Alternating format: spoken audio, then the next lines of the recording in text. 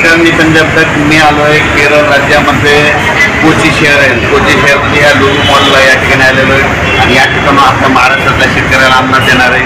राज्यातल्या शेतकऱ्यांना सांगू इच्छितो की आपल्या महाराष्ट्रामध्ये 27 सप्टेंबर 28-29च्या दरम्यान राज्यात जोराचा पाऊस पडणार आहे. म्हणून हा अंदाज सर्व राज्यातल्या शेतकऱ्यांना अंदाज लागता सांगायचं झालं तर हा पाऊस आजच हा पाऊस सुरू होईल.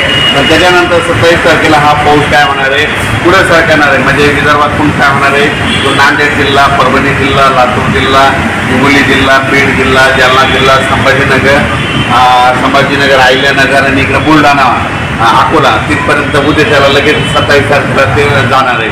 त्याच्यानंतर 28-29च्या दरम्यान तो संपूर्ण पश्चिम महाराष्ट्राकडे जाणार आहे. मध्ये सोलापूर जिल्हा, सांगली जिल्हा, सातारा जिल्हा, पुणे जिल्हा, मुंबई, कोकणपट्टी सहित अहिल्यानगरहून तसंच नाशिकवरून नंदुरबार, धुळे, जळगाव, मुंबई संपूर्ण तसंच सगळीकडे संभाजीनगर करत असा काय होणार आहे.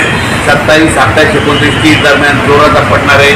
कुठं रिमझिम पडणार आहे, कुठं अतिवृष्टी होणार आहे, कुठं मुसळधार पडणार आहे. पुन्हा हा अंदाज लक्षात घ्या. मध्ये 27 सप्टेंबरपासून ते 2 ऑक्टोबरपर्यंत जोराचा पाऊस पडणार आहे. म्हणून हा अंदाज लक्षात घ्या. परत महाराष्ट्रातल्या शेतकऱ्याला एक आनंदाची बातमी, राज्यामध्ये पाऊस करता जोर म्हणजे सप्टेंबरच्या दुसऱ्या आठवड्यापासून ऑक्टोबरच्या दुसऱ्या आठवड्यापासून पावसाचा जोर ओसरणार आहे. पाऊस निघून जाण्याच्या तयारीत राहणार आहे.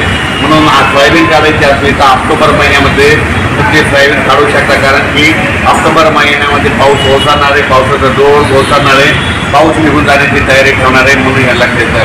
2 तारखेला एकदा जाळीधुळी आल्याच्या नंतर सगळ्यांनी समजून घ्या की लगेच 12 दिवसाला पाऊस महाराष्ट्रातून निघून जातो. म्हणून हा अंदाज लक्षात येतात. सांगायचं झालं तर मग हा राज्यामध्ये आता अतिमुसळधार पुढं पाऊस पडणार आहे. माझी सर्व शेतकऱ्याला विनंती की तुम्ही काय करायचं की आता ते 27 ते 30 2 ऑक्टोबरपर्यंत जे पाऊस पडेल ते सोलापूर जिल्हा, लातूर जिल्हा, नांदेड जिल्हा, परभणी जिल्हा, जालना जिल्हा, संभाजीनगर, बीड जिल्हा, धाराशिव जिल्हा, सोलापूर जिल्हा, सांगली, सातारा, त्याच्यानंतर पुण्याच्या नंतर अहिल्यानगरहून मुंबई, नंदुरबार, धुळे तसंच कोकणपट्टी पूर्ण जोराचा पडणार आहे. कुठं अतिवृष्टी होईल, कुठं रिमझिम पडेल, कुठं मुसळधार होईल, कुठं काही ठिकाणी पेंडवालता पडेल, पण पाऊस पडणार आहे. त्याच्यानंतर आतापर्यंत महाराष्ट्रात ज्या ठिकाणी देखील पाऊस पडलेलाच नाही त्या ठिकाणी देखील हे पाऊस शेवटचा असेल. म्हणून हा अंदाज सर्व राज्यातल्या शेतकऱ्यांनी लक्षात घ्यायचा. आणि तुम्हाला एक सांगू इच्छितो, मी या कामासाठी आम्ही केरळ या ठिकाणी अभ्यास करण्यासाठी आलो होतो. तर केरळ राज्यामध्ये कोची शहर आहे. या ठिकाणाहून म्हटलं आपल्या महाराष्ट्रातल्या शेतकऱ्याला पोचून एक अंदाज देऊन या ठिकाणा अंदाज देत आहे.